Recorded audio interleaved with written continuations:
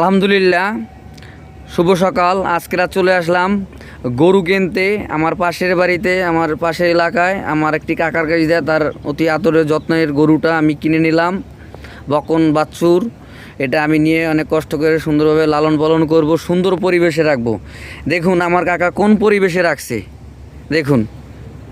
আর সে থাকে কোন পরিবেশে, তার বাড়ি দেখছেন না কি আলিশান বাড়ি। আর সে দেখেন গরুরে কোন কী অবস্থায় রাখে, কারণ কি সেই জায়গাটা সুন্দর করে উঁচা করে একটা খামার করবে, সুন্দর করে বড় করে একটা খামার করবে, সেই চিন্তা ভাবনা সে আছে।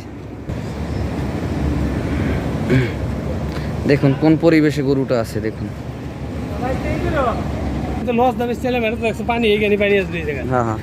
কি পরিমাণ পানির ভিতরে আমার কাকা গরু তারপর কষ্ট করে লালন পালন করেছে। তার নেশা এবং পেশা, ছোটকাল থেকে আমার কাকা গরু লালন পালন করে। আমার কাকির মুখে আমি শুনছি সে অনেক গরুকে অনেক ভালোবাসে, সেই ভালোবাসা থেকে